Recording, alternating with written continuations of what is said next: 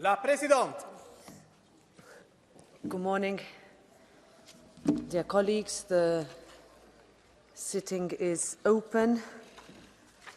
One announcement in relation to the decisions by several committees to enter into interinstitutional negotiations pursuant to Rule 71, paragraph 1, announced at the opening of the session on Monday, the 13th of February. I have received no request for a vote in Parliament by members or political groups reaching at least the medium threshold. The committees may therefore start the negotiations. The next item on the agenda is Council and Commission statements. 1 year of Russia's invasion and war of aggression against Ukraine. On behalf of the Council, I give the floor to the High Representative, Mr. Borrell.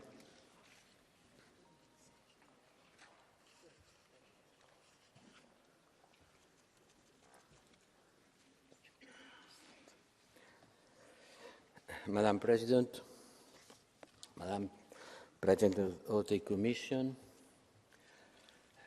dear members of the European Parliament, I'm going to speak in Spanish, and while you are using your headphones, quiero usar estos primeros minutos.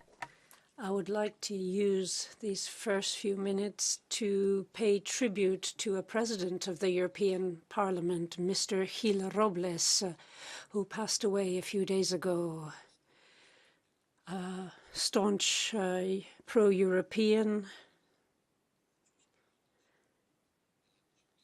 and he very much contributed to the European project. Ladies and gentlemen, today, I speak on behalf of the Council of the European Union in its General Foreign Affairs and Defence formation. I am at the helm, so I am speaking from the point of view of governments, the intergovernmental perspective, and that's one of the pillars that underpins the EU. And after that, the President of the European Commission will be giving the community point of view. So I'm going to try to make sure that I don't say the same thing twice. But as High Representative for Foreign and Security Policy, we are interested in the measures taken by member states, and then, of course, the Commission's foreign policy. So we have a dual function. We've got external policy and security and defense, which aren't the same, even though one follows on from the other very often. And the war in Ukraine has highlighted the importance of the common defense and security policy. So it's been a wake-up call for Europe, a geopolitical wake-up call. And as Chancellor Scholz said a few days after the invasion, this has been, and I'm going to mangle this probably in German, this has been a Scheitenwend. So this hasn't just been for Germany, but it's been for the whole of Europe, a wake-up call before a new reality for us, which was war. And it is something that wasn't on our intellectual horizon because we had dropped our guard. And what proves that is the fact that our defense stockpiles were very low and our defense capabilities were low as well. And our capacity to react wasn't what it should have been. So this has really sounded the alarm bells because it ushers us into a new world, because everything has become a geopolitical debate, and the European Union has responded in a way which is up to you to judge and debate today. I hope that this debate will be used for this, in order to highlight what we've done. You're aware of what we've done. I'm not going to reiterate this. So the representatives of the peoples of Europe have to judge it. What else could we have done? What have we achieved? We have supported Ukraine militarily, economically, financially, diplomatically, as much as we have been able to. We have done a lot, but in my opinion, it hasn't been enough. I visited Ukraine recently. with the President of the Commission and commissioners attending the Ukraine-EU summit. And once again, I've seen people that are defending their freedom and independence and leaders that are trying to deal with this dramatic situation by taking the European path. President Zelensky said it here only a few days ago. The situation in Ukraine at the moment is dramatic, but the Ukrainians are looking towards Europe, like so many other peoples like mine did so in the past, seeing it as a promising future. It may be that the road is long because the war is long, but we have to do everything we can to make sure that this promise becomes a reality. We want Ukraine to win the war, and then it belongs to the European family anyway, but we hope that we'll find in Europe the future that it needs. Now, the reality on the ground is extremely worrying at the moment. More than 360,000 Russian soldiers are there, twice as many as before the war, and the Russian counter-offensive has begun, even if on a small scale. And for the first time, Ukraine doesn't have the advantage, the edge, by having more troops on the ground. So Ukraine has appealed to the EU member states and all those who help Ukraine. And yesterday we met in the Ramstein group with all those countries that coordinate military aid to Ukraine in order to take stock of the situation, to see what we've done, what we've given them as aid, and to also see what they need, more ammunition and more training for Ukrainian troops, in order to continue showing that we will not tire in our efforts to help Ukraine. Now, I will say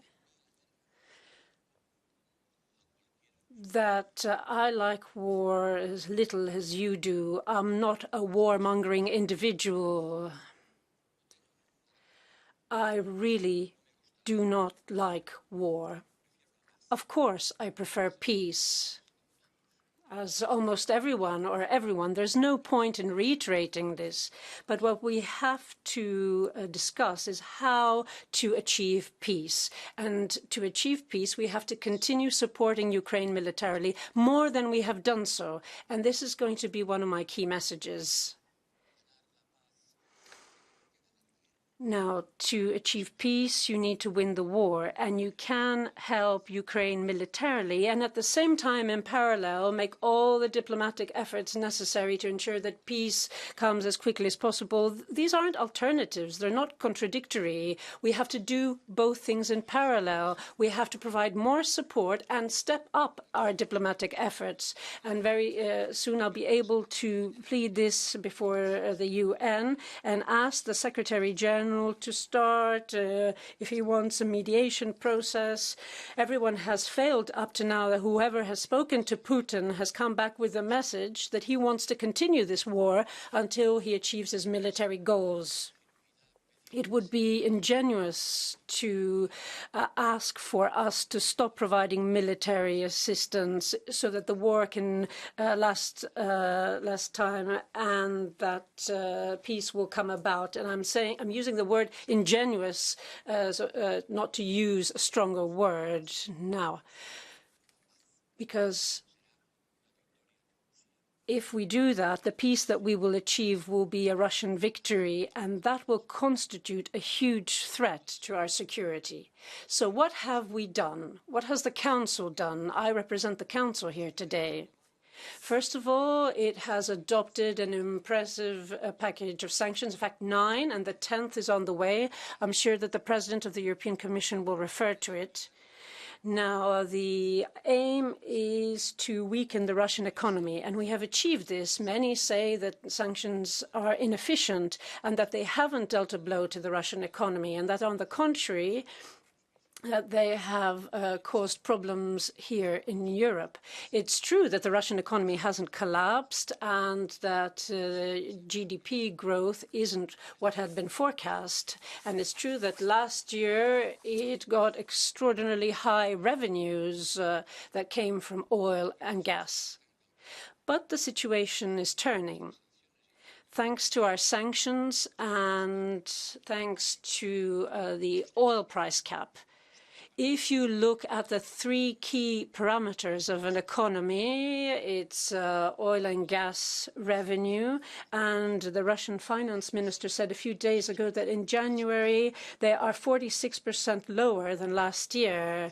So, yes, they raked in a lot in 2022 because prices hiked, they soared.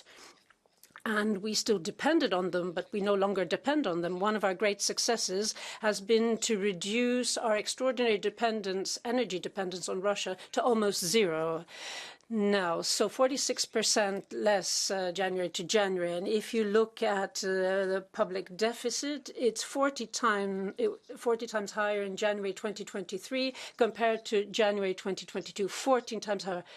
So from 2 billion to 1.8 trillion. And if you look at the trade balance, you'll see that, yes, they had a huge surplus in 2022 because of bumper wheat crop. But in January 2023, it's at a record low, at a historic low since 2007. So the sanctions are a low-action poison, a little bit like arsenic. It takes time to bring about effects, but they have had an impact. 45% of Russia's technological dependence is on Europe. Their plane and car plants have lost 80% of their capacity. Yes, the ruble is strong artificially, but the Russian economy is going to pay a very high price for this war. They have lost their main energy client, the Europeans, and they will not get them again. And it's not going to be easy. It's going to be almost impossible to find an alternative client for Russian gas because China is too far, and oil is being sold at $40 a barrel. In other words, half the Brent crude oil price. India and China buy it at this lower price, and that is also because of the impact of our price cap, which is a huge political success because it has greatly slashed the Russian revenue, but not had a negative impact on the world market. So our measures are having an effect. It's happening slowly but surely, but they are undermining the industrial and energy bedrock of the Russian economy. Putin has already lost the energy battle in the same way as he is losing the war ethically and morally, and even militarily, even though Ukraine hasn't won yet. The second thing the Council did, apart from adopting these package of sanctions put forward by the High Representative and the President of the Commission working hand in hand. And let me thank the President of the Commission for her leadership and energy. We have also provided weapons to Ukraine. Yes, for the first time, the EU hasn't used resources from its budget, but has used resources from the member states in order to arm a country at war.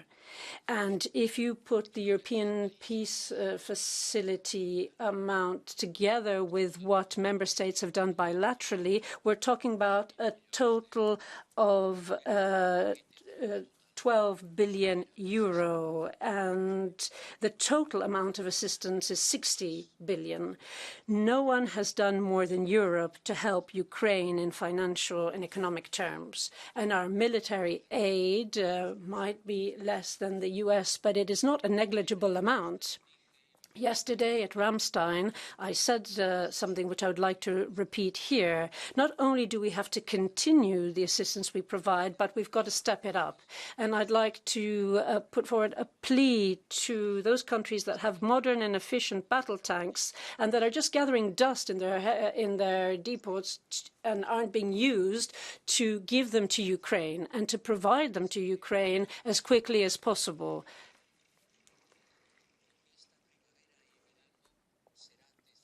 Because this spring and upcoming summer are going to be decisive. The war will be decided in the spring and summer, and we have spent too much time discussing whether we were going to provide the famous Leopard tanks while Russia was preparing its offensive. We've spent too much time discussing decisions that should have been taken before. We were fearful that getting involved in the war would be seen as pseudo-belligerence, but we said that we would provide battle tanks, and the Third World War hasn't broken out. Yes, the tanks aren't there, and it's going to take time for them to get there, but time is crucial, and time is measured in lives lost. So it's extremely important to focus on the European Peace Facility and to coordinate the work done by the member states and to ask for more and more aid to be provided more quickly. This is the key message I want to put across this morning. But let me reiterate the idea that this military assistance is not contradictory to seeking peace diplomatically. It doesn't fly in the face of that. One can go in parallel with the other. I don't understand those who say that to negotiate we've got to stop providing military assistance to Ukraine. On the contrary, both have to be done together. This isn't a debate between doves and hawks. This is based on realism, knowing the reality on the ground and what we have to and must do. And this is also an alarm bell. Europe has to understand that we need a higher defense capability than we have. Our defense industry has to be stronger. The ability of our armies to deal with this kind of situation has to be greater, because we've seen that it's fallen short of what was necessary. This war is going to be long. And we've got to tackle this based on the conviction that a war of attrition is a logistical battle. It's a battle of logistics. It's a battle of information. Because if you look at those who are in Sahel, we're talking about the same groups in Ukraine, the Wagner group. They're both in the Sahel and in Ukraine. So there's the issue of the minerals and geopolitics, and we need to face the situation geopolitically. This is also the job that you have to do, ladies and gentlemen, honourable members. We've got to convince Europeans that we cannot flag, that war comes at a cost, but freedom we have to pay the price for freedom as well. And the price that we're paying is small compared to what others are paying. Putin cannot win this war. Ukraine has to win this war in order to build stable peace in Europe. Thank you. The High Representative, I now to the President of the European Commission, Ursula von der Leyen.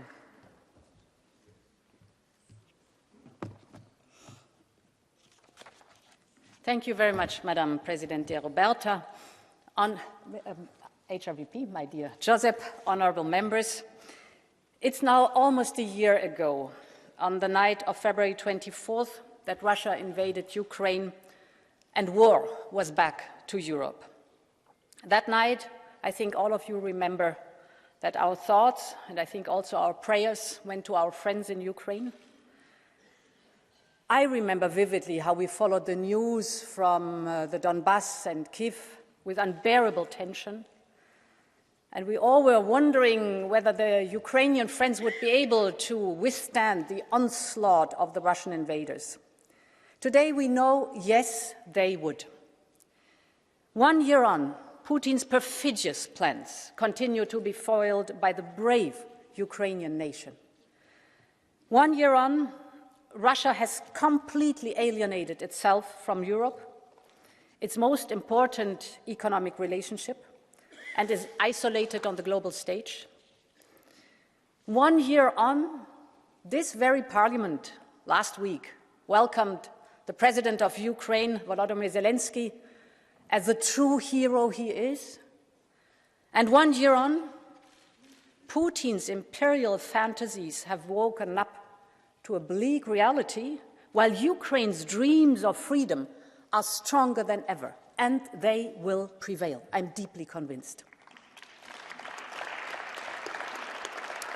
Honourable members, what a difference 1 year of unity and resolve can make.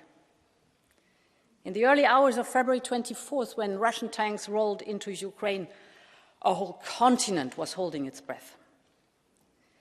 Some predicted that Ukraine would fall in a matter of days. But instead, the legendary bravery of the Ukrainian people stunned the world. Their fierce resistance at the gates of Kiev, the civilians who stopped Russian tanks in the south, the counteroffensive of Ukraine's armed forces in Kharkiv and Kherson. We can never match the sacrifices and the bravery of the Ukrainian people. But what we can do is stand firmly by their side. And that's what we've done from day one on, and we will continue to do that. They can rely on us. And indeed, a whole continent has mobilized, from the volunteers of the Warsaw Station, you remember, who welcomed the Ukrainians fleeing Putin's bombs, basically to all citizens and companies who have cut their electricity demands. Together with you, honourable members, we have focused on three main goals. First, to support Ukraine's resistance against the invader unwaveringly. Second, to undermine Russia's war machine. And third, to build Ukraine's European future together. And these three strands of action have guided us over the last year and will continue to guide us in the months to come. Je commencerai par notre... I would like to express our steadfast support to Ukrainian resistance. Since the start of the war, we've provided economic, humanitarian and military support to the tune of 67 billion euro. We have budgetary support for military capacity, humanitarian aid, aid to Ukrainian refugees. All this is a tangible contribution to Ukraine's war effort. Putin wanted to see the Ukrainian state collapse. We have helped Ukraine to remain operational even in its darkest hour. Europe breathed impetus into Ukrainian resistance, and we will continue to support it. We guarantee a constant flow of financial aid. The first part of the package, the 18 billion, has already been dispersed to Ukraine. We will continue to provide steadfast, predictable support every month. That is what Europe promised, and we have honoured our pledge. Europe also supports Ukrainian companies and workers who continue to work despite the war. We are using the single market to that end. We have integrated markets, twinned our towns and offered our electricity networks, ensured solidarity corridors so that Ukraine can export its goods around the world. That represents 20 billion in revenue for Ukrainian companies during this period of war. And we can do more. When we visited Kiev, we agreed on a roadmap to further improve Ukraine's access to our single market. Putin wanted to kill off Ukraine's European dream. Now, Ukraine is moving far more swiftly and resolutely towards Europe. At the same time, we are weakening Russia's ability to keep its war machinery in place. We have adopted 9 packages of sanctions. The Russian economy is shrinking. We need to keep up the pressure, and we're suggesting a 10th tranche of sanctions with trade bans and new checks on exports to Russia, exports of technology. We're talking about €11 billion. We are suggesting restrictions on some dozen electronic components used in Russian armed systems, such as drones, missiles and helicopters. There are also hundreds of drones manufactured in Iran, used by Russia in the battlefield in Ukraine. These Iranian drones kill Ukrainian civilians, and it is appalling. And so, for the first time, we are also suggesting sanctions targeting Iranian economic operators, including those linked to the Revolutionary Guard. It is our duty to do that, to sanction such behaviour. Putin is assuming that our support for Ukraine will not last the course. He thinks it would be easy to blackmail Europe because at the time, at the start of the war, we were heavily dependent on Russian oil and gas, but he got that one wrong. 1 year on from the start of the war, he has lost the energy war that he himself triggered. We have adapted, turned to reliable partners, and we can see the results. Russia's revenue from sale of oil and gas, in particular gas to Europe, has dropped by 2/3. We have introduced a global oil price break or cap, and that has led to losses each day of 160 million for Russia. Gas prices in Europe are currently lower than before Russia invaded Ukraine. In Europe, we are now investing in clean energy and energy independence. We are looking at renewable energy sources and breaking records. Wind, solar energy, for example. Last year, we generated more energy and electricity through wind and solar than through gas. We showed resolute face and smart, savvy policies. And so in Europe, we resisted Russian blackmail and pressure and have ensured greater energy independence. Our economies are doing better. We have been able to correct our growth forecasts upwards. However, Kremlin has had to sell off gold reserves to plug the gaps caused by dropping fossil fuel revenue. Ladies and gentlemen, Putin's attempt to blackmail us has been a staggering failure, and that is good news. Ladies and gentlemen, honourable members, President Zelensky has often discussed this with me. He has talked about how people in Ukraine deal with and cope with the horrors of war, despite what happened in Irpin and Bucha. What provides them with hope after seeing Mariupol and other cities bombed? So what gives them hope? It is that firm belief that the future of their country, the future of their children, lies with the European Union. That is our third task. We want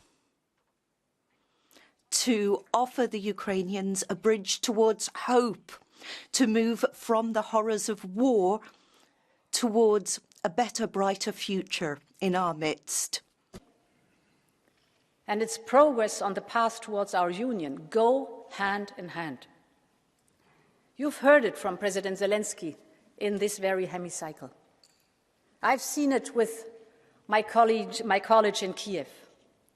I know it from the colleagues at the Commission that they confirm it every single day. Ukrainians are making tangible progress despite the war, despite fighting the aggressor. They know that the accession to our union is a merits-based process. They have passed legislative reforms that others thought would take years. They are making this progress because they are striving for Europe with all their heart and soul. Ukraine is a nation defined not only by its history and heritage. It is a nation defined by its dreams, and Europe is one of these dreams. So, distinguished members, let's honor these dreams by standing up for Ukraine for as long as it takes, so that one day the representatives of the Ukrainian people will have their place in this very hemicycle. Long live Europe, Slava Ukraine. Thank you very much, President of the European Commission. And now we start with the representatives of the different political groups, starting with the President of the EPP Group, Manfred Weber. President Metsola, President von der Leyen. President Metsola, von der Leyen. Almost 1 year of unimaginable suffering, 1 year of bloodshed, and 1 year of destruction for Ukraine and Ukrainian people. 7,000 innocent children, women, men have been killed. Many of them died in hospitals, schools and their homes at the hand of Putin's army. Over 8 million Ukrainians fled their country, their home, looking for a safe haven in Europe. This is a reality that Ukrainians have been waking up to every day since 24th of February last year, since 357 days. It was a historic moment for Europe when President Zelensky was with us last week in the European Parliament, and I want to thank Roberta, our President, for inviting him, for managing this. A touching moment for all of us, but also an important message. 1 year ago, when we saw him on the screens, we didn't know, can he survive? Can Ukraine confront Russia successfully? And yes, President Zelensky, his army, all soldiers, and his over 40 million compatriots stand united, and they were until now successful. They show us what it means to follow the European way of life. Our Ukrainian friends show us every day what it means to be European.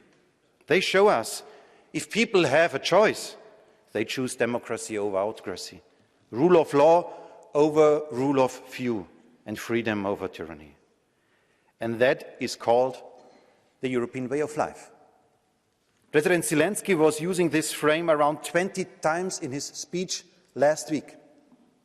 And allow me to remind us how much socialists and Greens have been fighting against the special portfolio inside of the European Commission last time to promote and protect the European way of life.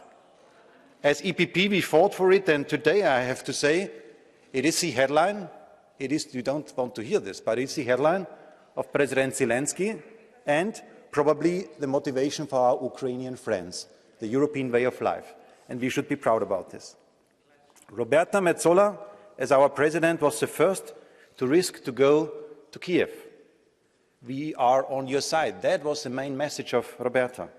And Ursula von der Leyen was leading to grant the candidate status to our Ukrainian friends. And let's be clear, this was not welcomed so much by Scholz, by Macron, by Sanchez or by Costa. That's why I want to thank our two presidents for her leading role in a historic moment to keep Ukraine on our side. For us as EPP, it has been clear from the very first moment we stand beside our Ukrainian friends who seek, live and defend the European way of life. Putin wants to destroy this. He is the opposite. He hates it. His dictatorship stands for suppression, censorship, war crimes, totalitarianism. The Putin is a war criminal, and he must lose this war. This war has shaken Europe at its core, but Europe has been united and stronger than ever before. We imposed unprecedented sanctions, which will weaken Putin's war machine, and we welcome very much the new proposals now. We supported Ukraine with around 50 billion, 65 billion was your figure for financial, humanitarian and military support. We sent weapons, now finally also tanks. And I would say there is one still open question on the table, and that is about building up a real European defence capability. High Representative Borrell mentioned it, but there is not so much on initiatives currently on the table to do so. And finally, there cannot be, and let me use a historic comparison, there cannot be any kind of Munich event in the next years in front of us, where democratic politicians accepted to split up Czechoslovakia for getting peace, or at least a dream of peace. The future of Ukraine will not be decided in Berlin, in Paris, in Brussels or Washington. Only Ukrainians decide about the future of Ukraine. We will not let them alone in their fight for peace and freedom, their fight to live the European way of life. Slava Ukraini. Thank you, Mr. Weber. And now I give the floor to Pedro Marques on behalf of the S&D Group.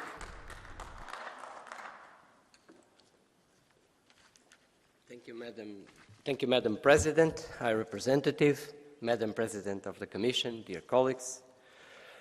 1 year of the brutal Russian war of aggression against Ukraine.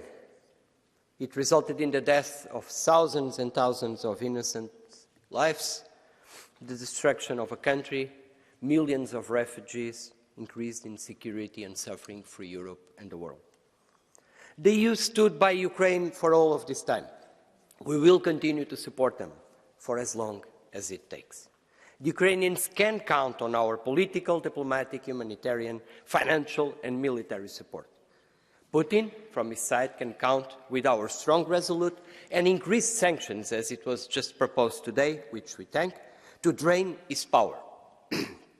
Now, our unity in the support of the Ukrainians has proven to be one of the biggest strengths against the Russian aggressor.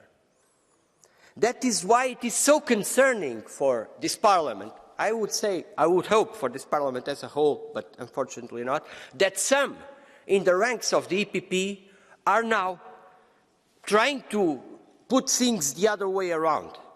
It was appalling to hear Mr. Berlusconi excusing Putin from his responsibilities and blaming Ukraine for this war.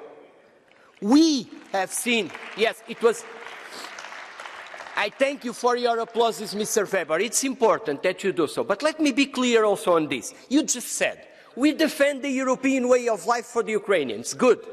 What concrete actions will you take regarding Mr. Berlusconi, regarding his party, Mr. Weber? What concrete actions will you take? You have defended here, with all of us, sanctions regarding those that have supported Putin in this war. What kind of sanctions will start in your own political family regarding Mr. Berlusconi so that we stand united, we remain united against the Putin aggression? Thank you. Thank you. I give the floor now on behalf of the Renew Europe Group to Malik Asmani.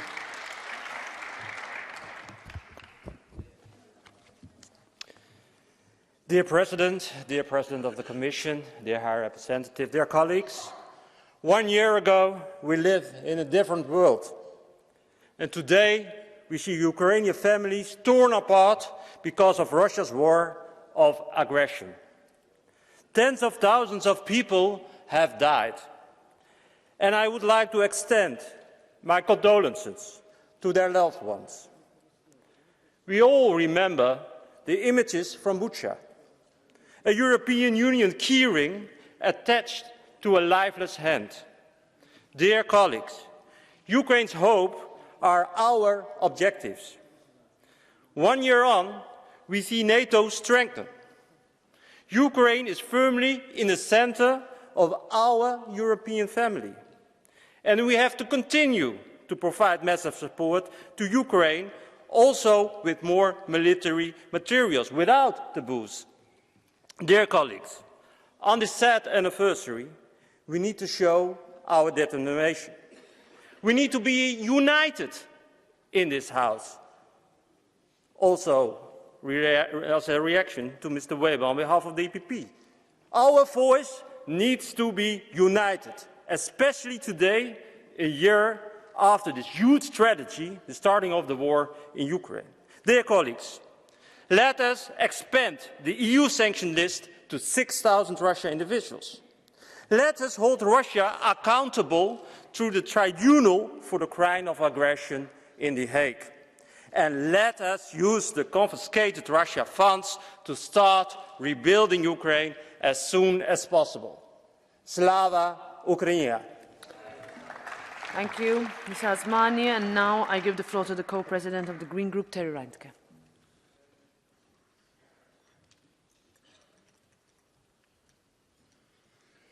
Danke, Frau Präsidentin, liebe Kolleginnen.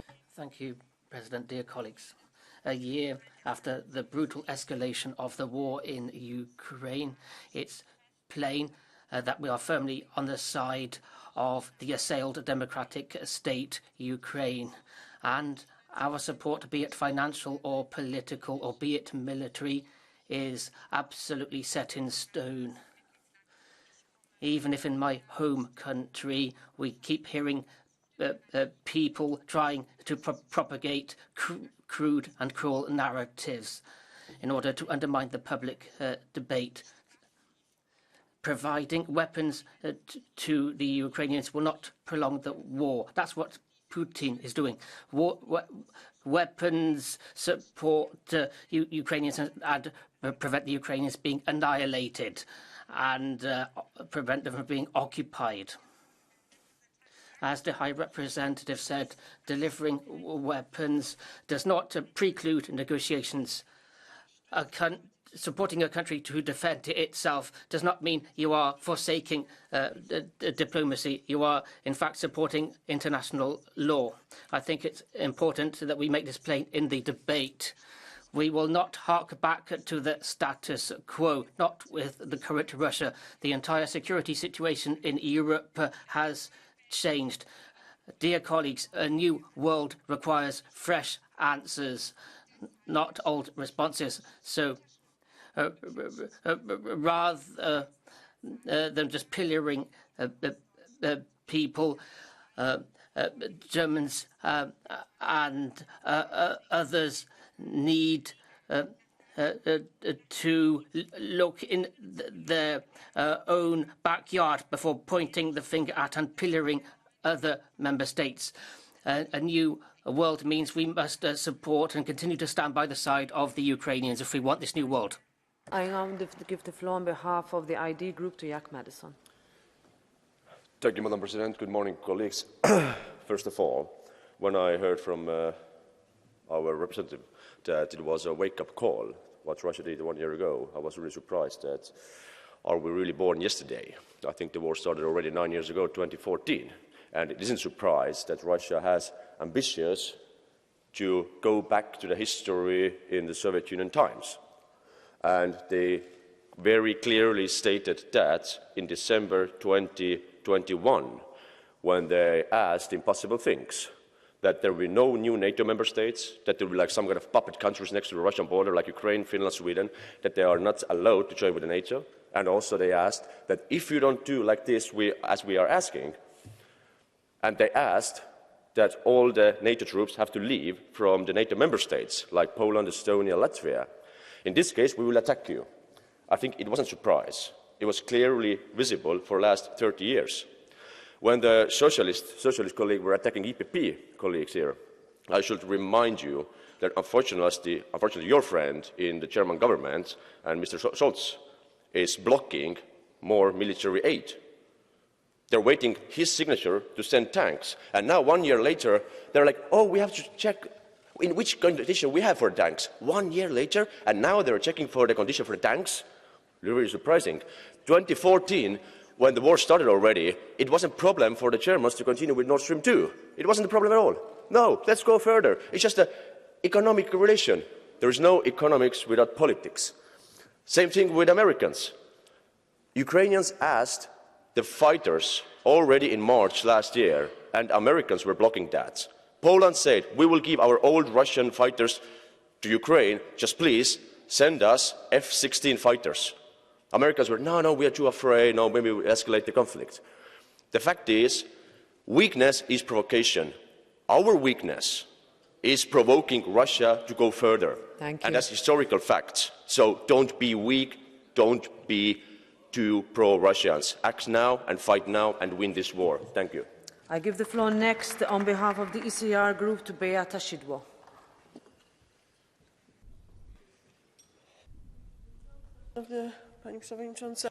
Madam President, ladies and gentlemen, Ukraine is defending peace in Europe, and it is our duty as Europeans to stand arm in arm with them and support them, because it is also giving thanks for the Ukraine has done for us. It is our duty to support Ukraine politically, economically, in the humanitarian way, and in a military way. We need to take quick and important decisions. There is no room for political calculation. Let's remember the events that preceded the invasion. 2008, Polish President Lech Kaczyński in Georgia said clearly, when Russia attempted to attack Georgia, he said, today Georgia, tomorrow Ukraine, and later maybe Poland. Has anybody drawn any conclusions from that? No. There was still cooperation with Russia. Putin was received in Europe. There was a reset in the relationship with Russia. Polish Prime Minister Donald Tusk spoke with Putin like equals. Economical projects like Nord Stream 2 before Nord Stream 1 kept being implemented. There was an attempt to reset the political relationship with Russia. And then 2014, were there conclusions drawn? No. The former German Chancellor has a seat on the board of Gazprom. There was still a policy of promoting economic relationships with Russia. I'm not accusing, I'm just saying that we all need to learn our lessons from the past. We need to support Ukraine just as other member states do it, because we know that a Ukrainian victory is a victory for us all. I'd like to thank all the Europeans who have opened their hearts to Ukrainians. I have to underline the role of the Polish people, of the Polish President Andrzej Duda and of the Polish government. Ukraine must win, and we must keep supporting Ukraine, and we must keep learning lessons in order to prevent any such aggression in Europe to happen in the future again. Thank you very much. The left group, Mick Wallace.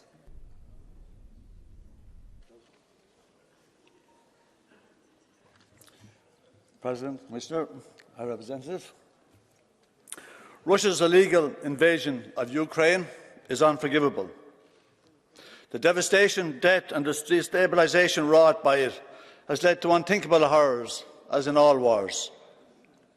Also unforgivable is how willing Western leaders are to ensure this becomes a war without end. Instead of calls for ceasefires, dialogue and peace talks, we are deepening Western involvement in the war with no apparent concern for the repercussions. We are calling for Ukraine to take back Crimea. Experts on both sides of the ocean say that this was madness and will lead to a possible breakout of nuclear war. And it will also rally the Russian people towards the defence of Crimea if we go to that space. Zelensky has been making the rounds, begging for more weapons, but not one word to say about peace. How many of his own people must he conscript and feed into the carnage before he sits down to negotiations? And how many of the people of Europe must lose their jobs or their homes before NATO will allow these negotiations to happen? And lastly, what I'd like to know, what has happened to Germany, the jewel of Europe? Scholz told us that there'll be no peace in Russia, no peace in Europe without Russia. First you send helmets, now you're sending tanks to kill Russians. I worry for Europe.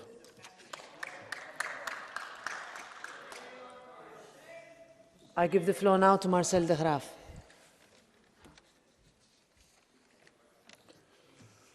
Voorzitters. President, the West is weaponizing Ukraine, has been doing so since 2014, since Jens Stoltenberg became Secretary General of NATO. As of 2014, Ukraine was shooting and killing Russian-speaking citizens in its country. We need to put an end to racist violence. This war has been triggered by the West, and the reasons are clear. Russia stands in the way of a US ambition. It seeks to remain independent, retain its identity. The EU is in a bad position here. It has been hard hit by its own sanctions. The economic outlook is poor. Nord Stream has been blown up by the US. The Commission needs to consider its role in this terrible attack and talk to Norway about this. Put an end to sanctions. We need to work on peace, rebuilding economy, identity and sovereignty of member states. Thank you.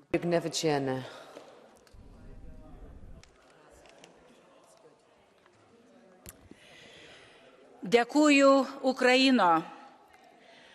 Thank you, Ukraine. Thank you for defending peace.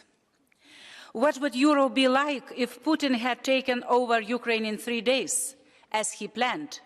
Yes, it was horrible 1 year.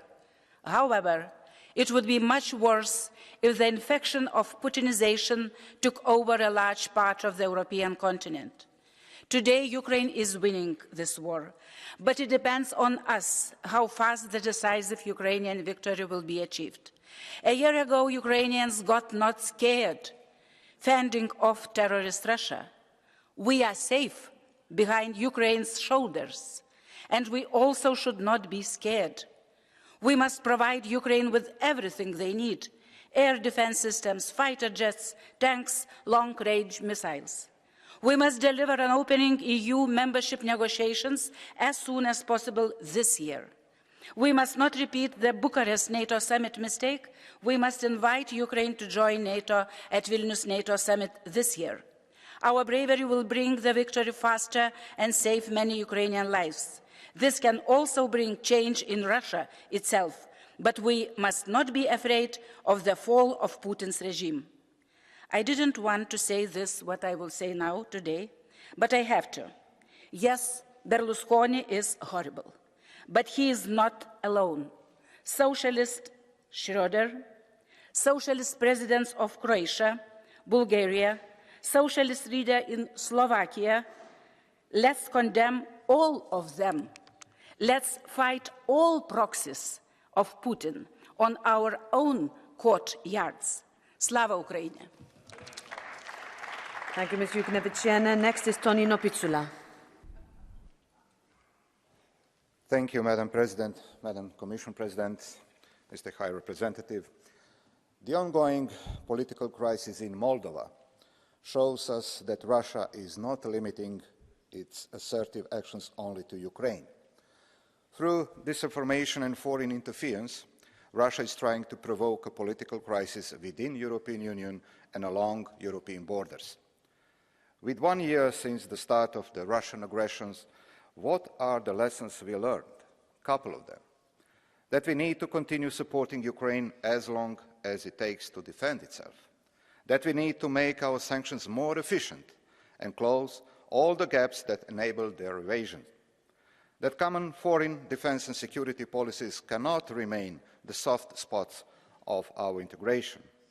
That we need to be strategically autonomous when it comes to essential industries and services. That we need to continue working together on reducing our energy overdependence. That prioritising trade and economic relations without insisting on our political values leaves Europe exposed to the crisis. That we need more Europe to address all these challenges. Slava Ukraini. Thank you, Mr. Picula. I give the floor now to Petras Austrevicius. Petras, go ahead. Madam President, Council and Commission representatives, dear colleagues, Russia's imperial chauvinism has triggered war in Ukraine, fueled tensions and instability, and condemned the Ukrainian people to unprecedented suffering. For a whole year, we have been hearing lies, slander, and threats from Russia. Those intentions remain unchanged, ready to continue the war in the near future. Stopping an aggressive Russia means defeating it on the battlefield in Ukraine, providing the Ukrainians with everything and will enable them to achieve victory, to shorten the war and the suffering it has caused. Dear colleagues, no one here wants to discuss a resolution of 2 years of Russia's invasion and a war of aggression against Ukraine. So let's help Ukraine with everything that is necessary. Let us continue weakening Russia's and Belarus' war capacities, and let us punish the guilty according to their unforgivable crimes. It's a great historical moment and chance for Europe to emerge stronger, more united, and less dependent from authoritarian regimes. Thank you. Thank you, Mr. Austrevicius. Now I give the floor to Viola von Kramon-Tabaudel. President, HRVP Borrell, President of the Commission, dear colleagues, a year ago I stood here warning Putin that the attack on Ukraine would be the end of Russia as we know it, that the imperial overstretch would doom Russian hopes of regional domination. The war that Putin aimed to last 3 days has been now waging for a year. A dying empire is desperately trying to destroy the Ukrainian state and identity, but all this is in vain. Because the brave people of Ukraine are fighting not to conquer, but to defend. Not for domination, but for survival. The unimaginable price Ukrainians are paying for freedom keeps us all free. Because Ukraine is defending us and every democracy. Because the freedom that some take for granted is never free. It is paid for by the sacrifice of brave men and women. We do not need to be convinced Ukraine is Europe, and we all continue supporting the bravery for as long as it takes and with all we have. Thank you so much. Danke, Frau Kollegin. Thank you, colleague. Next up, Harold Vlimsky. Danke sehr. Meine sehr geehrten Thank you, ladies and gentlemen. I listened carefully to what was said by Mr.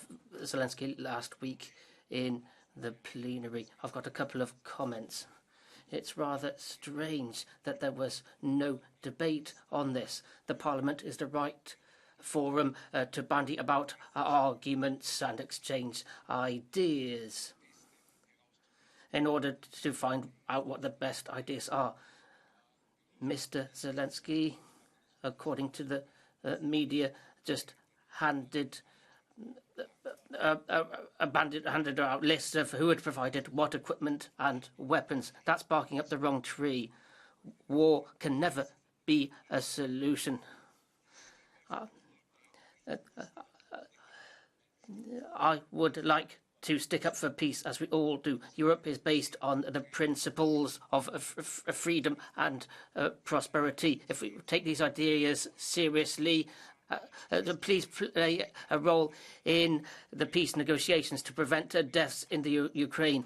We keep delivering weapons and more people are perishing, so please be committed to peace.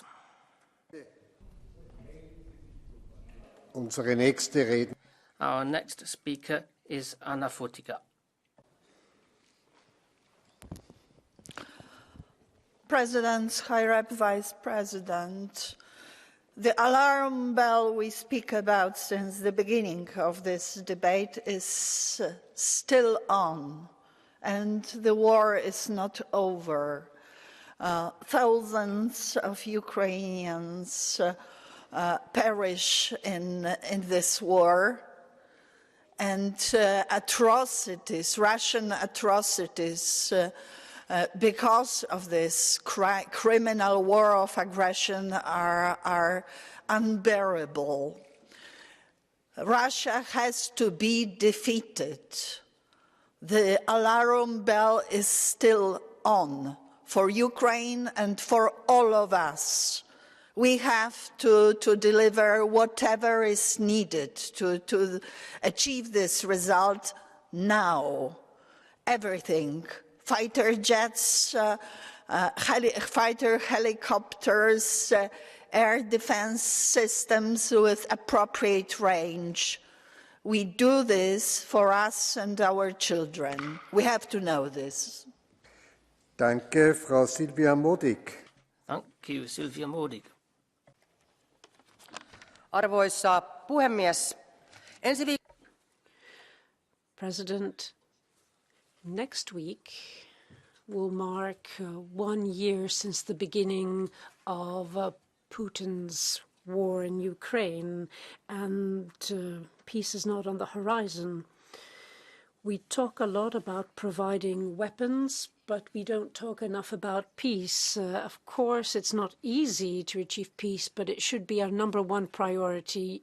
Ukraine has the right to defend itself, and we have the duty to help Ukrainians defend themselves. We have to defend civilians that are the targets of Vladimir Putin and that are the potential victims of war crimes. We have to do everything in our power to make sure that Ukraine can reconquer the territories lost so that the war can come to an end. The longer the war, the more victims, and we will feel the effects over generations. And we draw on our experience in Finland. Ukraine needs aid on multiple fronts. Humanitarian aid, reconstruction aid. We're going to have to start reconstruction as soon as possible, and the reconstruction will have to be funded by Russia too. Thank you, Martin Djundesi. Thank you, Mr. President. Dear colleagues, most of us are rightly appalled by the official position of Hungary on this conflict.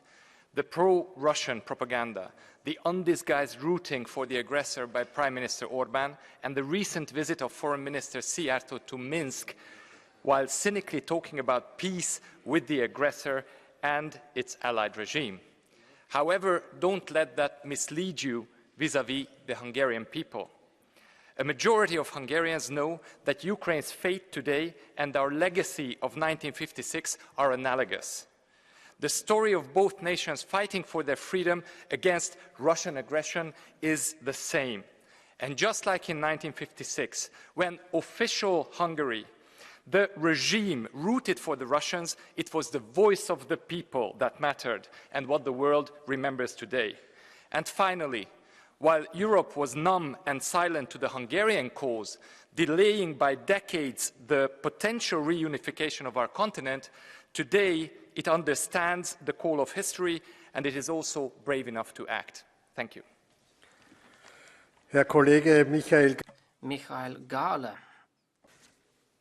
Herr Präsident, liebe President, honourable members, in 9 days, we will mark the first anniversary of Russia's criminal act of aggression against Ukraine. We must take a moment to commemorate the innocent victims, the children, women, men, all those killed, raped and tortured, and all the Ukrainian soldiers who are fighting for a justifiable cause, defending their home nation.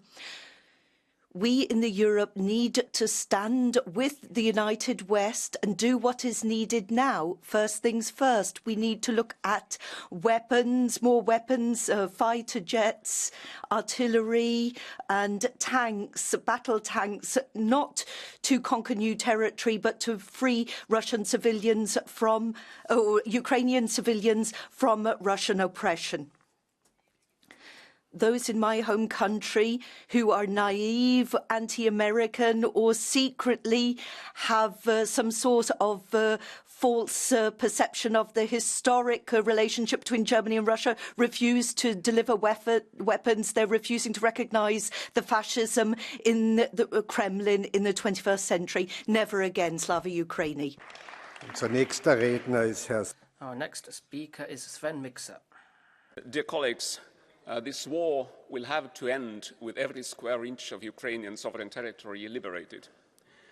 Because otherwise, if Russia should walk out of this with territorial gains and with the current regime still intact and in power, the international rules-based order will have failed, if not entirely collapsed. I would like to underscore 2 points made by High Representative Borrell. First, implementation.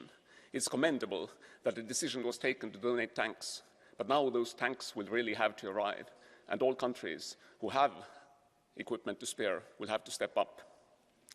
And secondly, it is not simply sufficient to continue supporting Ukraine militarily, but we will have to step up the support significantly so as to turn the tide of the war and make sure that Ukraine emerges victorious.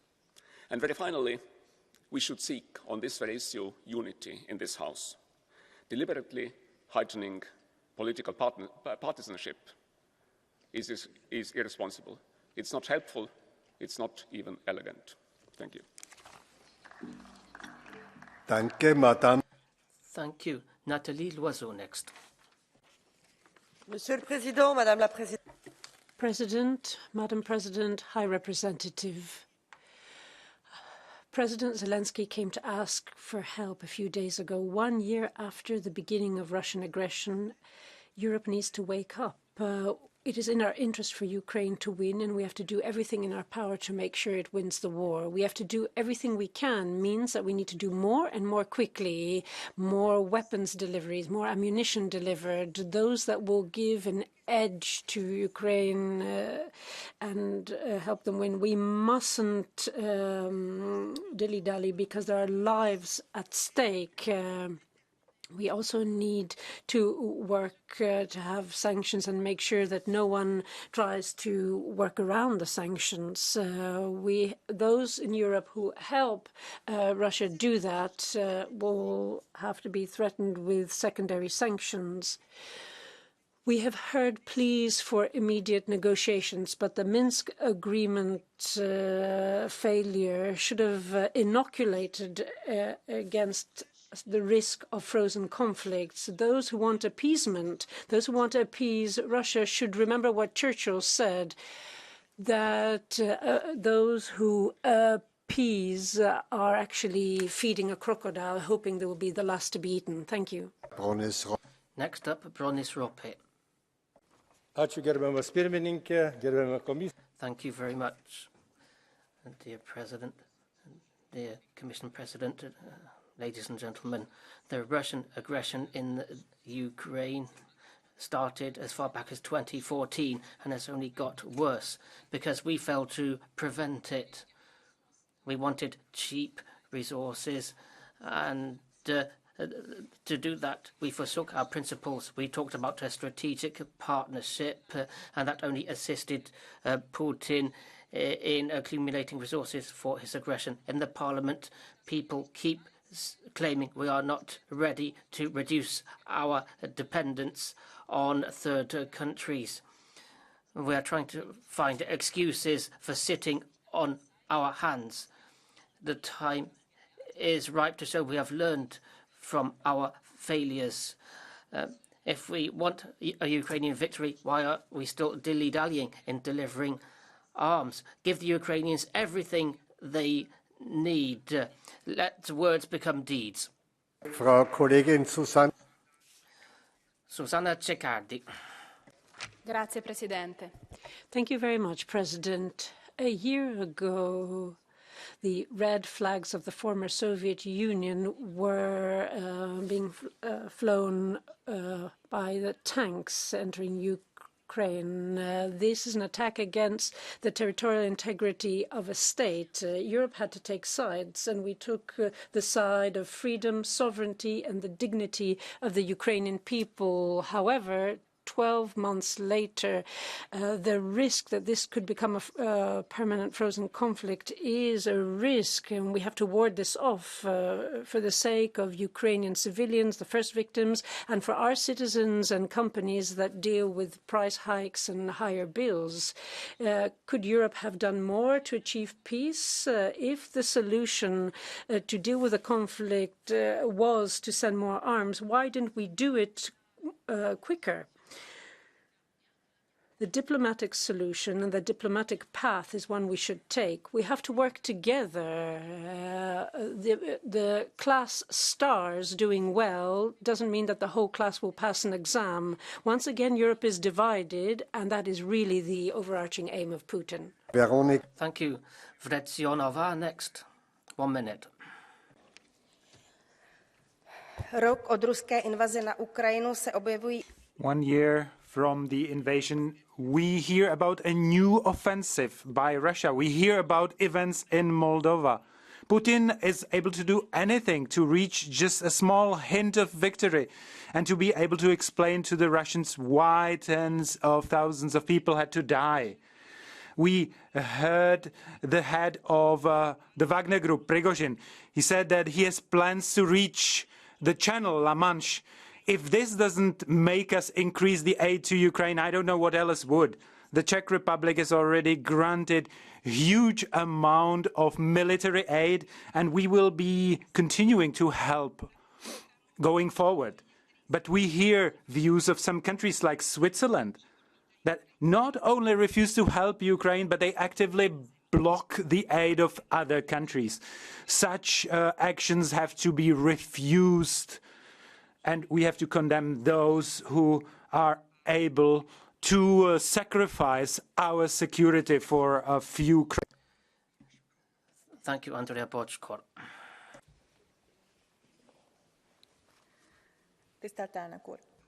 Mr. President, ladies and gentlemen, Russia has been waging an illegal war for a year, and we stand up for the territorial integrity and sovereignty of Europe at all forums. War caused death and broke the dreams of lives without, irrespective of nationalities and ethnicity. Romanians, Hungarians, and other nationalities all suffer from Russian aggression, and they fight for victory.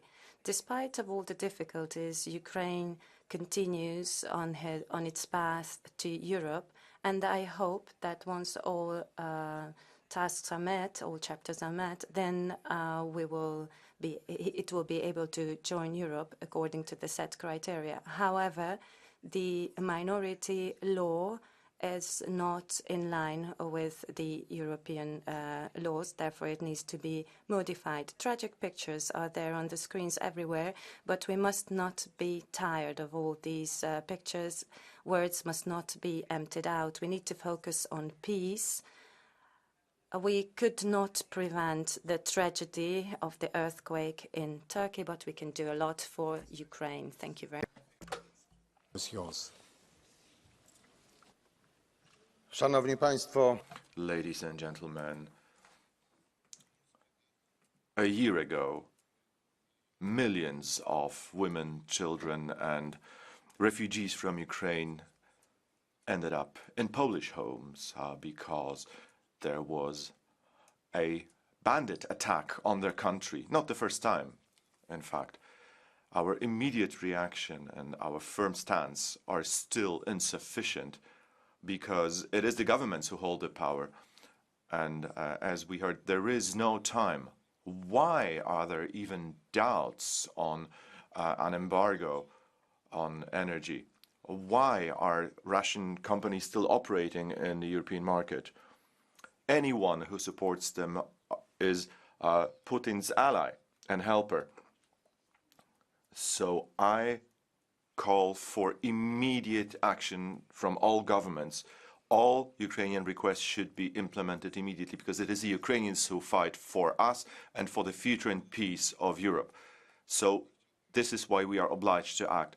So I'd like to ask Madam van der Leyen also to take care of Moldova. This is a country which is also suffering because of this war and requires help. Thank you very much.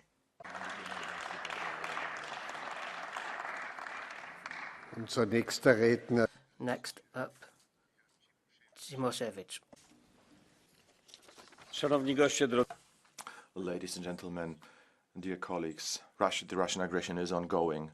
It still has tragic consequences, tens of thousands of dead and a destroyed economy.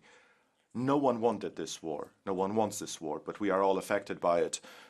We need to help Ukraine for humanitarian legal reasons, but also for the reasons of our own security. Ukrainians are defending themselves and us as well.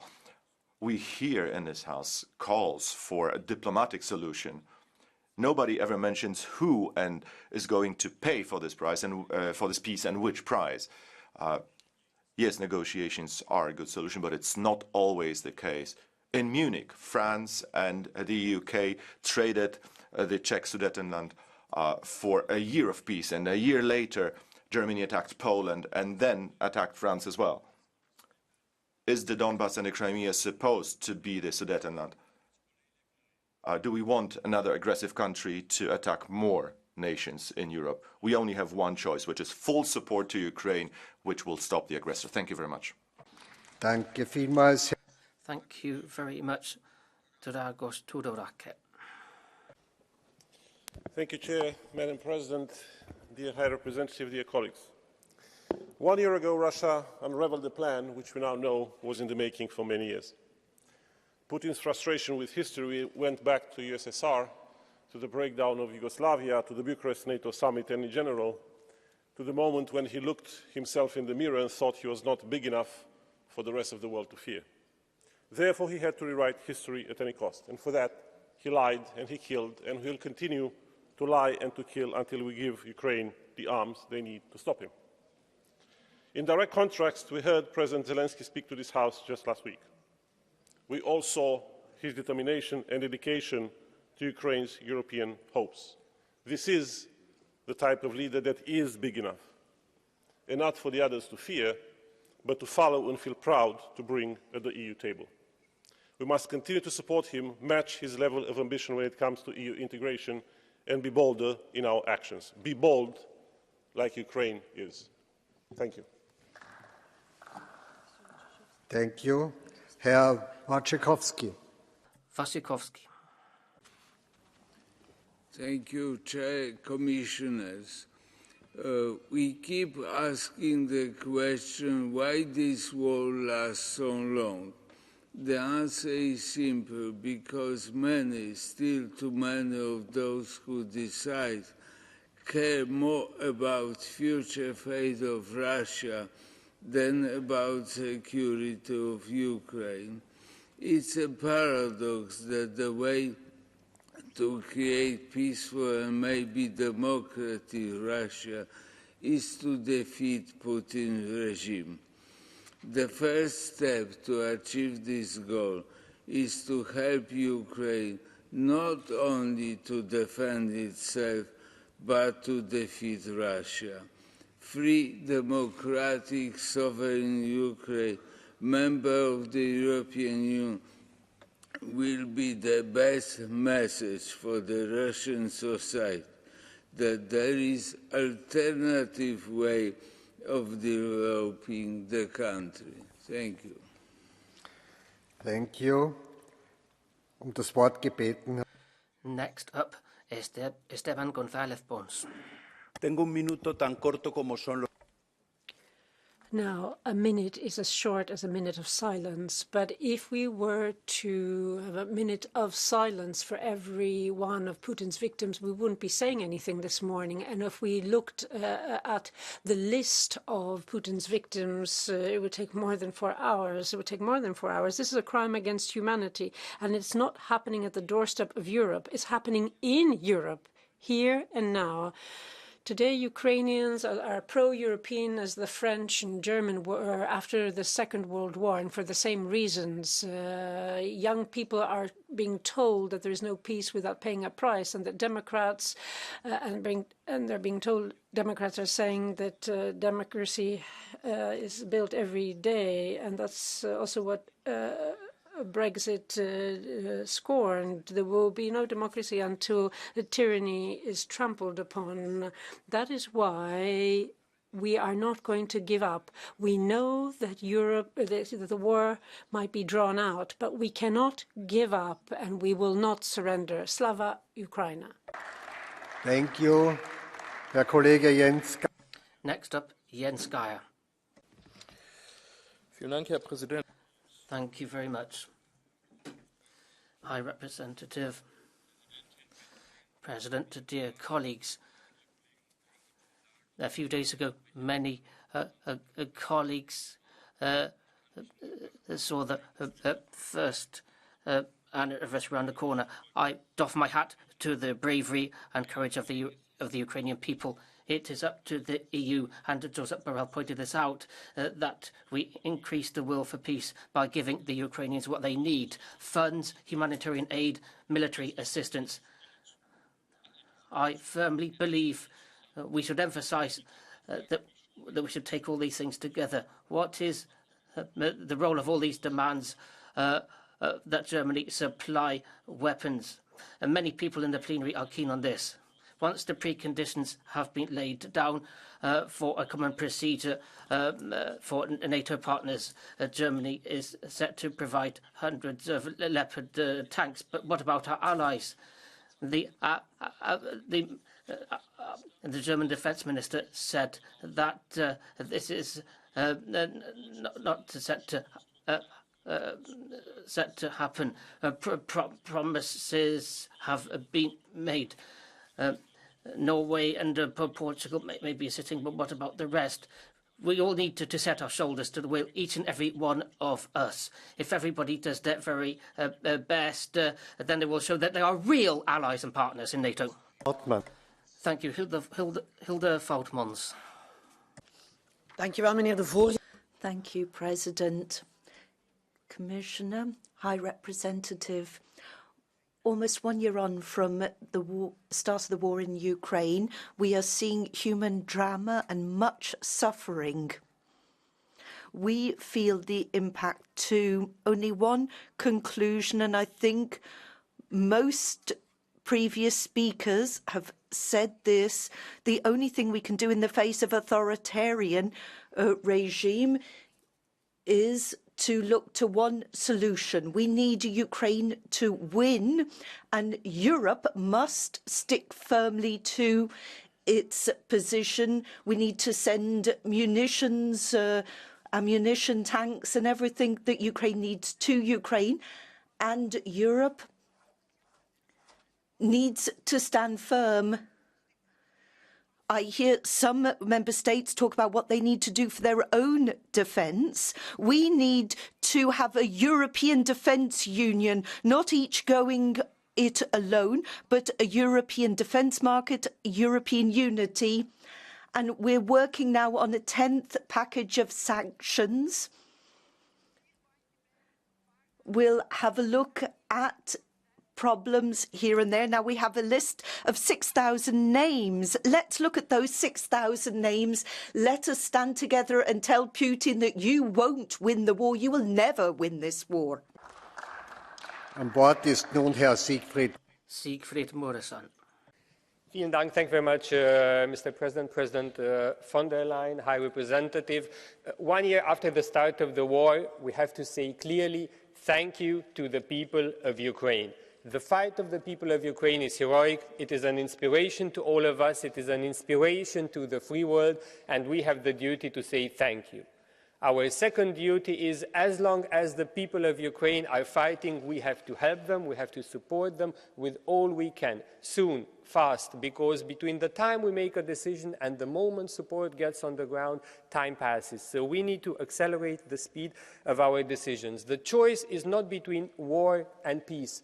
War is a terrible thing. None of us likes war. We all want peace. But the choice is between fighting or surrendering. And as long as the people of Ukraine are fighting, it is our duty to stand by their side. And it is also our duty to tell to the people of Europe that Russia is failing. Russia is losing militarily, economically, politically, and morally. Russia is talking about an imperialistic past which is long gone. We are building together a future for the people of Ukraine, for the people of Europe, and we are building it together. That's the difference. Thank you very much. Thank you very much. Frau Vizepräsidentin. Vice President Pina Picerno.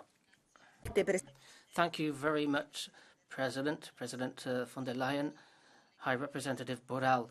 A year on from the criminal invasion of the Ukraine, Putin has not managed to make the Ukrainian people bow. The Ukrainians are fighting for their independence and the very values of democracy and freedom that we are keen on. All of our assistance has not managed to halt this aggression. It behoves us to ratchet up our support.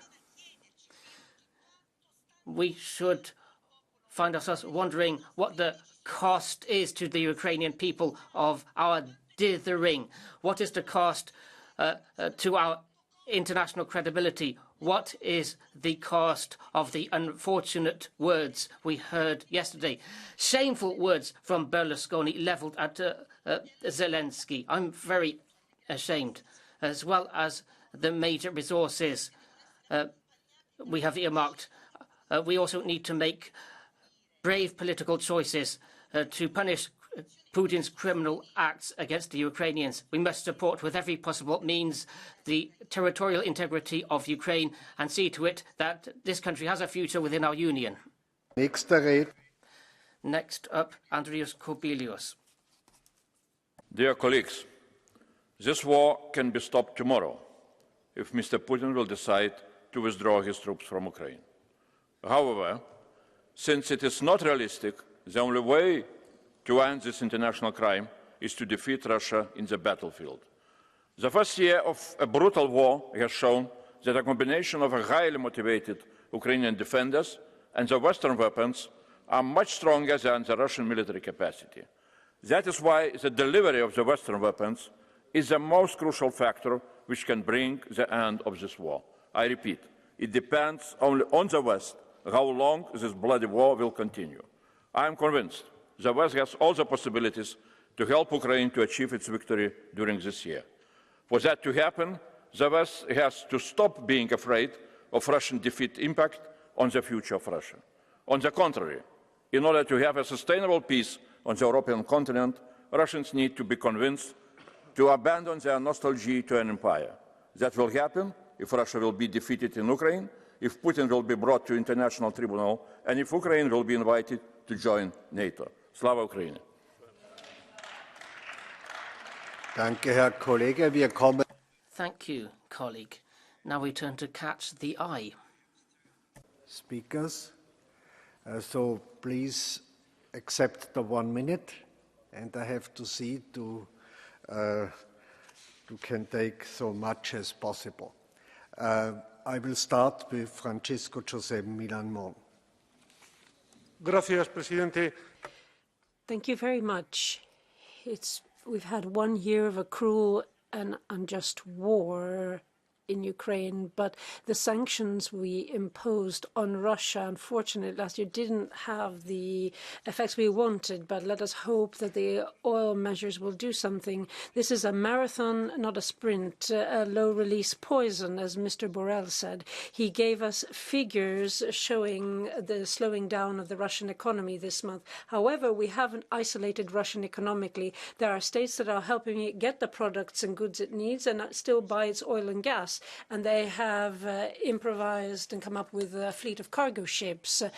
Many countries who have condemned the aggression have to join the sanctions, but China and India contribute to propping up the Russian economy. I'm very pleased that recently the European Council committed to increasing the measures in order to fight against this. We'll have to look at the UN resolution and its scope. We have to continue weakening the Russian economy so it doesn't fuel the war machine that wreaks destruction and death. López Aguilar. López Aguilar. President Carreras, un año de guerra. A year of unfair and criminal war conducted by Putin against Ukraine. But you have to go back very many years to find a parliament where there was a very broad majority rallying behind leadership of this parliament has supported humanitarian measures for displaced people. We have supported the strategic autonomy and energy autonomy we need. We supported sanctions against Russia. We also provide military support to Ukraine. This is not warmongering. There's no contradiction in play here. We are just stressing that we Europeans are standing up for peace and standing up to an aggressor. We've spoke about a change of times, a Zeitwende in German. The European Union will tap into its leadership ability to be more united when it comes to common defence and security policy, to offset the social and economic costs of the sanctions for the most vulnerable people in the EU.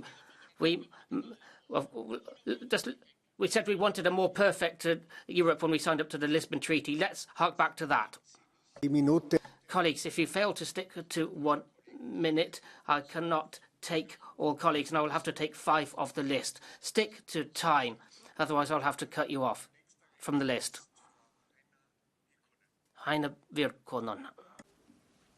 Arvoisa puhemies, tulee kuluneeksi Thank you, President. For a year now, Russia has been brutally attacking Ukraine.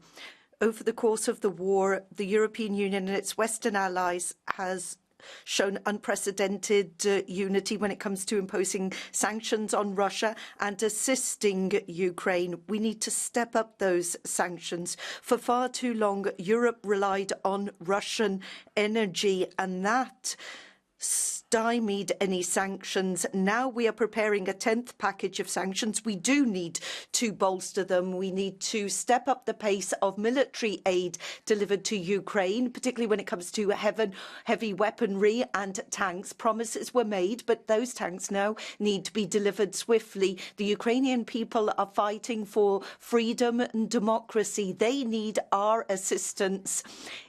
We need to help Ukraine in its battle and its path towards Europe. Thank you. Guys Reuten.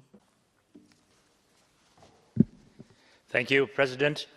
And thank you, High Representative Borrell, for your leadership on this and for your personal commitment in the past years. We have to stop to give Ukraine just enough not to lose. We need to give Ukraine what it needs to win as soon as possible. That's our task, not after the summer, not next month, now. We have to stop the incrementalism on both the sanctions and the military support. So now on the tanks. I want to ask you, High Representative, if you can take an initiative to coordinate this, because since the decision about the tanks, we heard, no, not the least tanks. No, we have some tanks in the mothballs that we want to refurbish. We need to coordinate this in a European way, in a European spirit, to get these tanks as soon as possible in Ukraine, and to also use currently operational used tanks for that matter.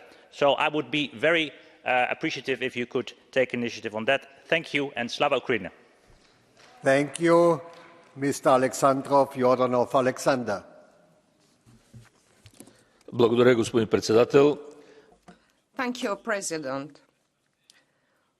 What have we learned for the last 12 months? 1. Military assistance, when timely, is more relevant to peace than diplomacy. 2. Peace is possible only after the last Russian soldier leaves Ukraine. 3. Whoever speaks about peace today is actually helping Putin. 4. Mr. Borrell, your words were very convincing today, but those had to be your words in Moscow a year ago. Peace is impossible as long as Putin is in Kremlin. And finally, I hope that the Bulgarian parliament will have worthy members who will insist on an impeachment of the pro-Russian Bulgarian president. Thank you. Maria Grappini. Domnule președinte, domnule înalt reprezentant, vreau să încep prin a... Thank you very much. I would like to start off by congratulating you, Mr. Borrell, because in your speech, you made this extraordinary statement. You uttered the word peace. I don't agree with those colleagues who say that if we talk about peace, we're helping Putin. No, we're just making sure that there are less victims. Let's think about the UN. Putin killed many people, and I don't agree with what we heard here when speakers said that weapons help. Weapons kill, Mr. Borrell. That's why we have to continue along this path. We have to make sure that we continue our dialogue with NATO. We have to help the Republic of Moldova. My country shares a border with Ukraine. We need to help this country. We need to help Ukrainian citizens as Europe has done. We have to find a way to put an end to this catastrophe. Demirel Özlem. is our next speaker. Dankeschön, Herr Präsident. Seit einem Thank you, President. For a year, we have seen war ravage Ukraine. For a year, people have been dying in Ukraine. A year of warfare is a year of a brutal battle between NATO and Russia on Ukrainian territory. Yesterday, Mr. Stoltenberg said that this war could have been forecast back in 2014. That begs the question, why was everything not thrown at preventing this war? Yes, Russia did invade Ukraine and should be condemned. But what has NATO done since then? It has stepped up ammunition, verbal and actual ammunition. What about peace negotiations? The US and others torpedoed negotiations in Turkey last year. So your behaviour has nothing to do with peace. Show real solidarity with people in Ukraine. Stop pursuing your geopolitical interests and putting that above lives of individuals. Thank you, Kostas Papadakis. For 1 year now, the EU and member state governments have said that the imperialist war in Russia is a single act play, but it is actually part of the clash between NATO, US and the EU on the one hand and capitalist Russia on the other, on the battlefield of monopolies. And the victims are the Ukrainian and Russian people that for centuries lived side by side during the Soviet Union. Both sides are capitalists. The Greek Communist Party has condemned Euro-Atlantic interventions and the coup in Ukraine in 2014 and the unacceptable Russian invasion, and is fighting hard in order to avoid the New Democracy government involving Greece with the support of Syriza to make sure that Greece isn't used as a NATO springboard. We need to disengage from Euro-Atlantic interests and power. Thank you. Mr. Ruiz de Vesa. Thank you very much, President Otmar Karas. Thank you likewise to the High Representative for his intervention this morning. I really do concur with the idea that diplomacy is also a tool we can tap into alongside the military assistance which the Ukraine needs. We must keep bearing in mind that the final goal is to achieve a fair peace. So the Ukraine should win back its sovereignty and territorial integrity. Looking at today's Financial Times, it says Russia masses aircraft within striking range of Ukrainian targets.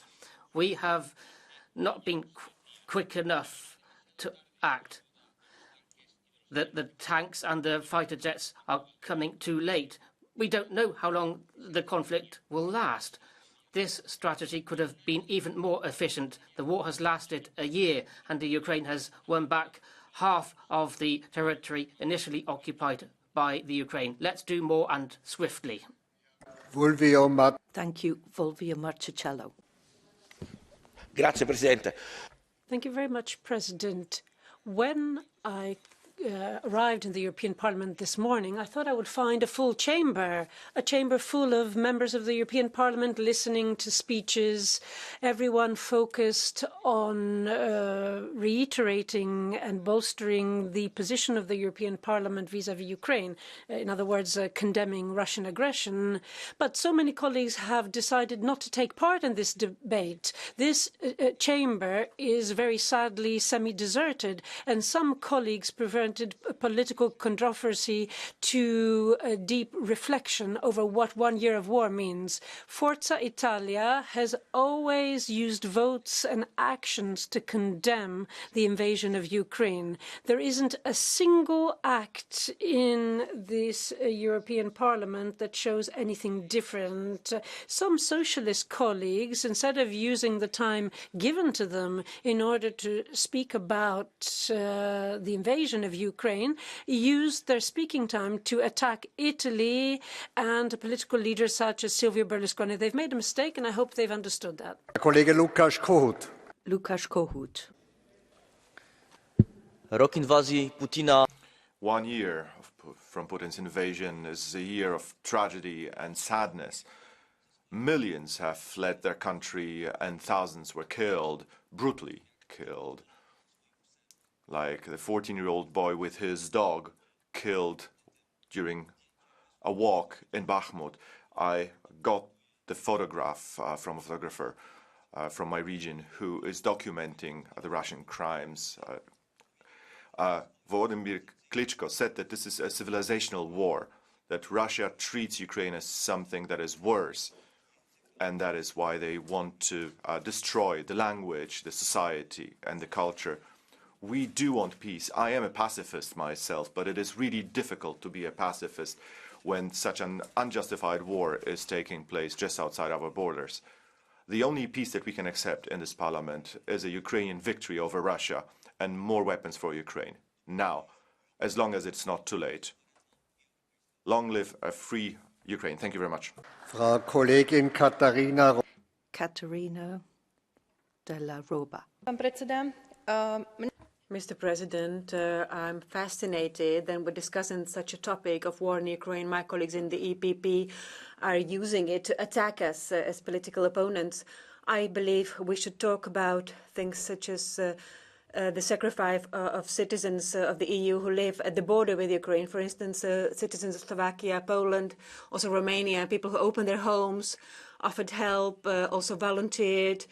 And very often these people really didn't have much themselves, and yet they were willing to share this little they own when the governments were failing. So I would like to thank all these people for their help, and I'd like to mention them, their contribution. I think it's important. And I also believe that these people do not want to talk about weapons. They want to talk about peace. So I think we politicians should talk about the fact that the peace project that the European Union should be really significant and help Ukraine finish and end this war, because all those women and children suffering day in, day out is just awful. We'll now finish up Catch the Eye with Mr. Olekash. Yeah. Thank you, Chairman. Dear colleagues, most of us agree that the EU and our partners should increase and speed up support to Ukraine. As High Representative, you said our military aid must include everything that is needed for Ukraine to defeat Russian army and regain full control of its territory, including air defense system, fighter jets, and long-range missile system. As President of the Commission said, we need to implement new sanction package, but it's not enough. The EU also needs to take a stronger position on any individual or entity is helping Russia to avoid imposed sanctions. Any company in EU or in that country that is trying to profit from the war situation should be placed under criminal investigation. Its assets freezed and confiscated, and its owners tried in the court as supporters of terrorism. At the same time, we must show that the EU is ready to start negotiation with Ukraine for accession to the EU process this year. Дякую, Ukraine. Slava Ukraine. Thank you. Ich komme nun nach. We'll now move on to our second last speaker on this item. Firstly, the Commission representative, Commission Sinkovicius.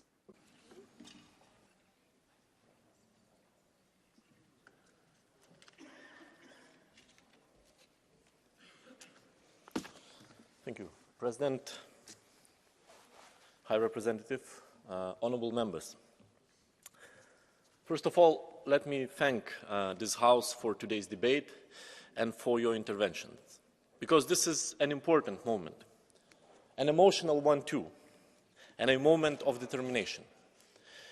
It was important to have this debate today. It gives us, European Commission, European Parliament and Council, an opportunity to strongly reconfirm our full support to Ukraine, to reiterate our unconditional solidarity, and to do everything it takes, as long as it takes, to undermine Russia's war machine.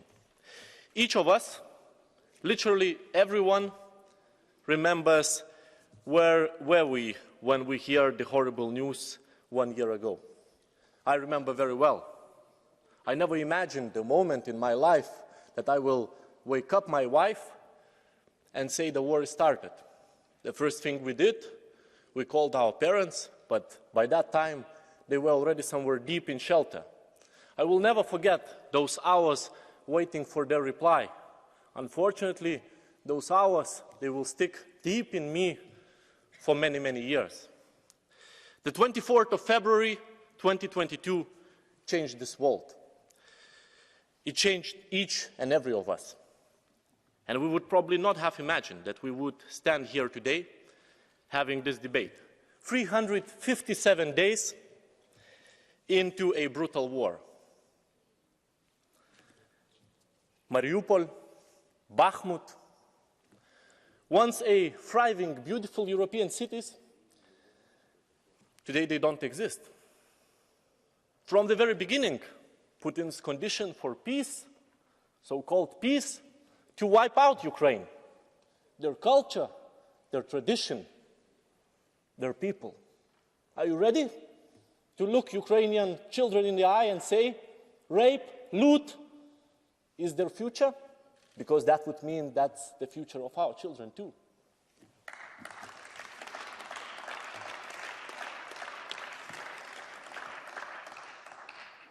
So let me say again, today's debate was important, as we cannot repeat and reconfirm our support and solidarity often enough. Any support of ours will never match the sacrifice of Ukrainian nation.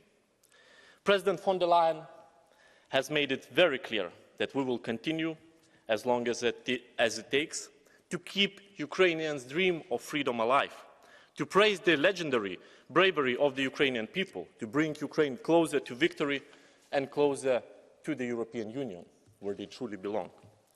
We continue to bring our markets closer, our towns and our cities, our people.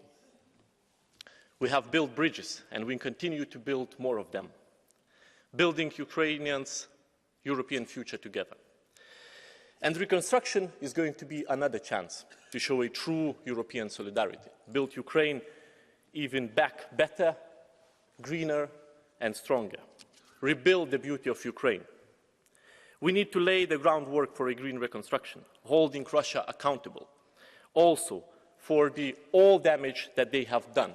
And I truly hope that in 1 year, this debate will be about our efforts to rebuild Ukraine. Honourable members, President von der Leyen has said it. Ukraine's dreams of freedom are stronger than ever. I can only confirm this. I can confirm this personally. Today's debate has sent a very strong message. We will help Ukraine so that these dreams one day become a reality. We will stand united. We will not only not allow Putin to divide us, his attempts to divide us have failed, and we will make sure they will never succeed. Because today has shown again that we are united in our firm belief that Ukraine's future will be a European one. We owe this unity to Ukraine, to their children, and to our children too. Thank you. Slava Ukraini! Danke vielmals. Thank you. We'll now hear from the Commission Vice President and High Representative, Josep Borrell Fontelles. Thank you, Vice President Kallas. Thank you to all members that are following this debate. Thank you, colleague. Vice President, for this debate to have a fully sense, I should be able to try to answer what I heard from the members that have intervened, because they have said very interesting things. So I ask for your help if I take some minutes more, because I think I have to answer and we have to share your views. Otherwise, it's not a debate.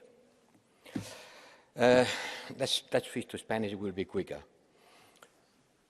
Algunos de ustedes han dicho Some of you have said that we didn't react after Crimea. Yes, you're right. It's true. After Crimea, we imposed some economic sanctions, not too many, and we continued purchasing Russian gas. We continued increasing our dependence on Russia, and we continued building Nord Stream. It's true. But you cannot rewind history. We're not going to solve the problems of today by self-flagellating over problems committed in the past. We have to assume our responsibility and correct them. And someone mentioned a shopping list. Oh, you've come here asking for tanks, munitions, and so on. This is what you said that President Zelensky did. What would you do? You would go where you had to go and ask for help. And that's what the assistance... Yes, it's true that weapons kill. That's why they're made for that. And we know that. We know that, unfortunately, our military aid does lead to a loss of lives. But the problem with Zelensky is that too many people applaud him, but he doesn't have enough munitions. Enough with rounds of applause and Slava Ukraine. There's a lot of that, but his troops don't have the weapons they need. Do you know why? Because it's applause is for free, but a Leopard costs thousands of euros. Why don't we look at each other in the eye and say, we should be doing more. We should be committing to more. We need additional resources to make sure that those immobile tanks are taken out of headquarters and sent to Ukraine before the spring-summer offensive. Now, this is what we're discussing, and you have a role to play here. My role is to keep member states united, because all sanctions have to be adopted by unanimity, and every single euro that comes out or is disbursed from the European peace facility is based on unanimity. And I have to keep 27 member states united. And believe me, it's not always easy. And sometimes we have to make exceptions, and sometimes we have to accept behavior that we don't like, because we need to stand united. And you can also help in this regard. Some of you have said, and I accept it, and I assume this responsibility, that we have to do more and do it more quickly, and we have to convince European public opinion of the need to do this. Others have leveled criticism against the excessive incrementalism of our aid, and I understand this criticism. If we had done what we're doing now earlier, we would have saved lives, and it would have been easier to defend Ukraine. Some believe that the solution is based on stopping military aid, and they're not here to hear my reply. I don't understand how the left can ask for us to put an end to military assistance to Ukraine. I can't get my head around it. I don't understand this pro-Putinism or this extreme naivete on behalf of the left. And I do have friends who believe this, and people that I respect intellectually. But do you really believe that if we didn't provide Ukraine with the munitions that they need every day, every hour to continue defending themselves, do you really think that that would push Putin to the negotiating table? Or do you not think that it will make them increase their military offensive? Please make sure you've got your feet on the ground. It's time to wake up. Every single death caused by a weapon hurts me deeply, but if we want the war to be shorter, the solution is not to help Ukraine less, but to help them more and in a swifter manner. The war is dragging out because there's a stalemate, and we have to break this deadlock, and sanctions have to help this. A lot of people have criticized the effects of the sanctions. I'm going to insist on this.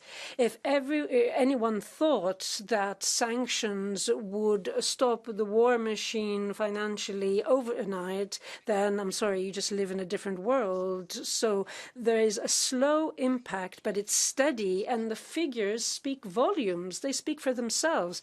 Last year was a year that was particularly good for the Russian treasury, but that's because energy prices soared and we still depended on Russia. But this year, the figures show that the revenues are plummeting. The deficit is going up, the trade balance is suffering, and Europe's technological independence is bringing about results.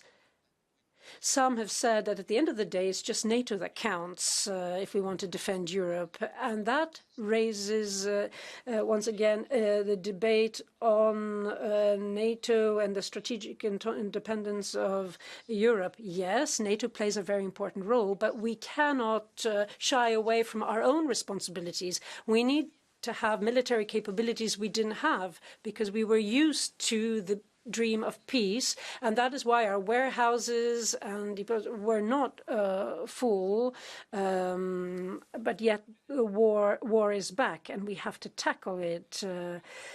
Now, there were mentions of Iran and the role that Iran plays in backing Russia, but we also have to understand how the rest of the world thinks, and we're going to see this next week at the United Nations. Because not everyone thinks the way we do, and not everyone has the same assessment of the impact of this war. I'm fortunate enough to meet leaders in Latin America, Southeast Asia, Africa, and many have swallowed the Russian propaganda and the disinformation that says that increased food prices and energy prices are because of our sanctions, and we have to explain that it's not the case. Food prices go up when those who are saying that they're going up are blocking wheat from leaving Ukrainian ports. It's extremely important to educate. It's important to raise awareness because whether we like it or not, in Africa there is strong anti-colonial sentiment and a strong anti-imperialist sentiment in Latin America, and that means that a lot of its inhabitants and leaders see the war through different eyes.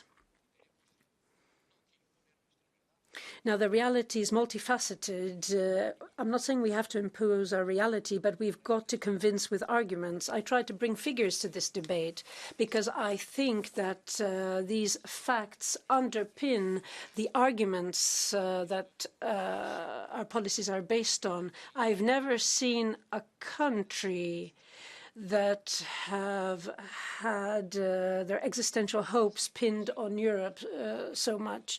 For those people who have not had freedom because of dictatorships like mine, the EU was seen as a beacon of freedom and for the future. But I've never seen a country where belonging to the EU hasn't had this existentialist dimension as the Ukraine. And that is why, in French, we have to provide support to this European dream, even though we know that the road will be long and winding, because to get peace, we need to win the war.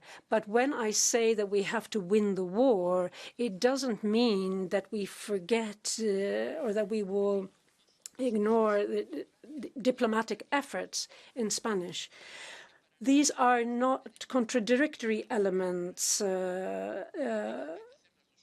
We have to do both at the same time, diplomatic efforts and military aid. We have to think about what security will be like in Europe after this is over. What is the role of Europe? Because I don't want it just to be China, the US, and other countries to do everything to bring an end to the war. We have to think about how we're going to rebuild a destroyed Ukraine, but we also have to think about cooperation and communication on the European continent. We'll probably need new Russian leaders that will assume their responsibilities and assume the responsibility of what they've done, and that will be able to take their country towards reconciliation and a common future. In the same way as after the Second World War in Europe, we had leaders that managed to push forward with reconciliation and reconstruction. And that is why we have to double down our efforts to focus on this. Everyone, you too, this debate has been extremely important because it has opened my eyes to the fact that there are still members of this parliament that think that what we're doing is the wrong thing. And I would like you to tell me what the alternative is.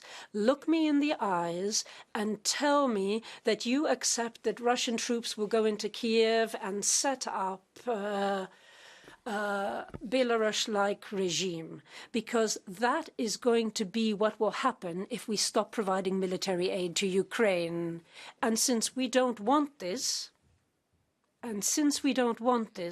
we have to continue harnessing our sanctions, this slow-acting poison that is undermining the Russian economy. And we have to continue providing military support to Ukraine. We have to not do it very slowly and steadily, but quickly. And we have to take more risks. And let me tell you that we're in the midst of a war. We're not waging the war. It's not our young people who are dying in Kiev, but it is a war that affects us because our security hinges on the outcome of the war. And as President Macron said, that we don't have this mentality of a war economy, and we should, because otherwise we have the political decisions that we have to take, and I hope that the European Parliament will support the decisions that have to be taken. Thank you very much indeed to the High Representative, Mr. Borrell, and thank you, of course, to everybody who took part in the debate. There were 6 resolutions put forward for the end of the discussion. The vote will be tomorrow. Now, Council and Commission statements next on the Green Deal Industrial Plan for the Net Zero Age. Let's set the ball rolling on our debate. On behalf of the Council, the Minister for EU Affairs, Rosval. President, honourable members, Commissioner, thank you for the opportunity to address this